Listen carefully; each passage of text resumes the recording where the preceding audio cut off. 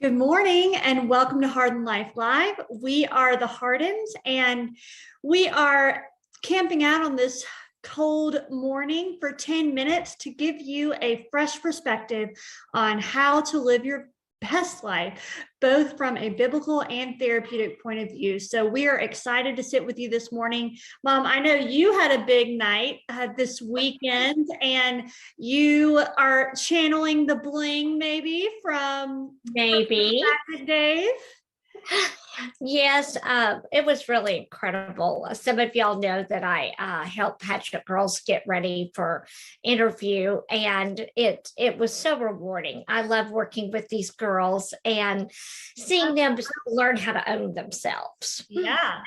Well, definitely, I would say the Hardin ladies can attest that pageants have changed our life, not as in a way to help us to feel more beautiful, but to help us feel more equipped to really go out into the world and own who we are. So I know that that's one of the things that you help us out, all the girls out with. But one thing that I think was stealing the show from all the social media comments is how you showed up looking. I mean, can we take a moment, ladies and gentlemen? You were glowing. Sheer health is just radiating from your skin. And I know that it has not always been that way. And so that is what we are talking about today is really, again, this whole month, we're talking about what holds us back from achieving our goals. And today we want to talk about your health, physical health. And you are our model. You're our poster child. Well, I'll tell you, it's been a long road. So I am proud that you can even say that, because I was even, you know how Facebook tells all your memories. And I was looking back even a year ago, and wow, my whole physical component really has changed. And I am a poster child for how your physical can hold you back from reaching the real goals you have. And matter of fact, I think that's why I got serious about it. I'm going to be turning 65 this year. And I know, and that's a little overwhelming when you think about, you know, the health I've got is either going to make or break this last season in my life. And I think that sobered me. And I have always been into nutrition, but just because you know it doesn't mean you do it. And so I got serious really in about the last 4 months. I've been in a progress, but the last 4, I took it to a new level. And eating clean, which is a statement we hear. But if you had to pick just one part of eating clean to start with, to start to claim back this whole area of health, I would say it's getting rid of sugar and anything that is a carrier of sugar. Because a lot of times people go, well, I don't eat sweets. And I go, do you drink wine? I go, do you eat rice or wheat? And they go, oh, you know. So that is probably the hardest change to make in this American diet. Yeah. But for me, in this last journey, I literally feel I've taken 15 years off my life, because I haven't weighed this weight since over 15 years ago. So gang, that to me is big, because normally it's harder to lose. And that is the one decision I made as a proactive step on trying to live my best life, so that on this last curve, I am not going to let my health be what determines how I finish.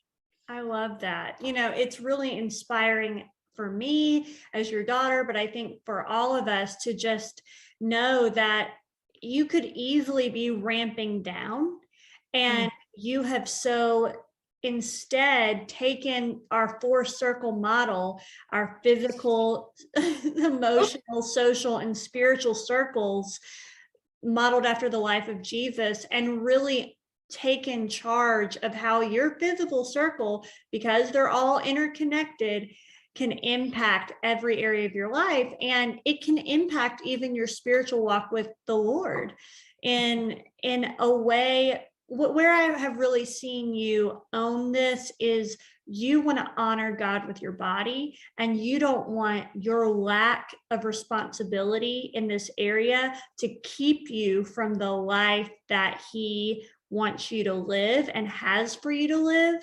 And that has just been so cool to see. I remember you telling me how I eat right now is going to determine my 70s.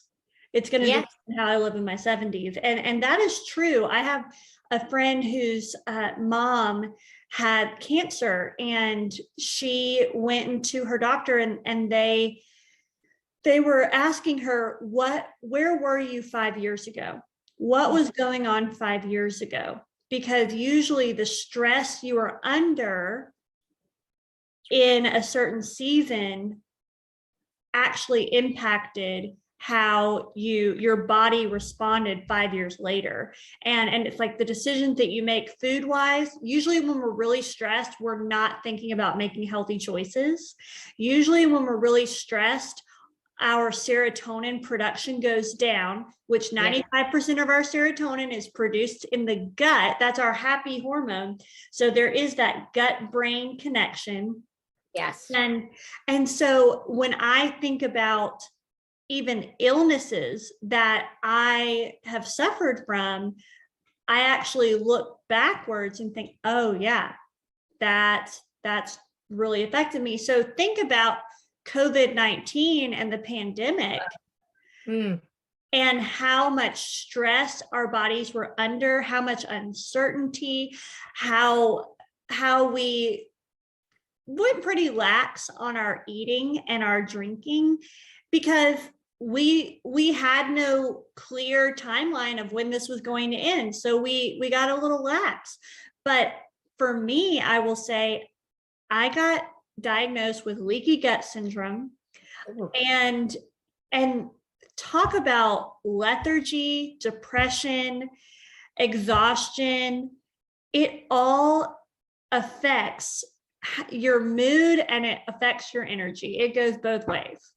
And it affects your relationships, because when you don't feel good, you don't want to work, you don't want to go to church, you don't want to really be fully vibrant and living your life. So I love too, though, that it's getting back to that starting block, because I know a lot of us in January, we really want to see some change. And honestly, physical is the number one place we almost should start in this regard, is that the physical circle is the most influential circle. Yeah. It can take you out instantly.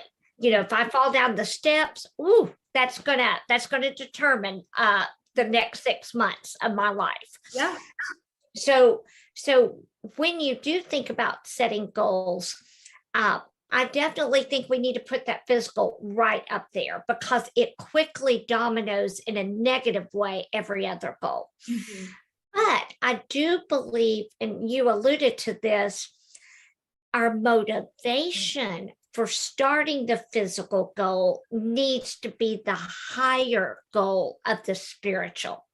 Because you know what? I won't do it just for my health, because I'm going to get stressed and I want to cope. And that means all the numbing agents in my life. The only thing that will help me not grab for my coping mechanisms is a higher commitment to something I value more than coping. And for me, it's God.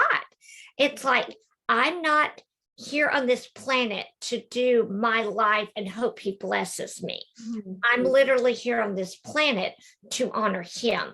Mm-hmm. And as you said, taking care of my body is a way to honor Him. So that's where I say, check motivation and go, am I just being irresponsible in seeing my body as one of the main ways I can honor God? It is a way versus just me cooking a chicken and taking to the neighbor. Actually, exercising can be a way you honor God. Yes. All things in balance, of course. Yes. But and all of this is in our blog this week. We want you to feel not just challenged by this, but empowered. Look at this woman and feel empowered. She just made a few different choices that really changed the course of her life, and we are here to be a resource for you to help you to do that. So we are so grateful to have gotten to sit with you for these 10 minutes. Thank you so much, Carla, for being an inspiration, and we will be back here next week to sit with you.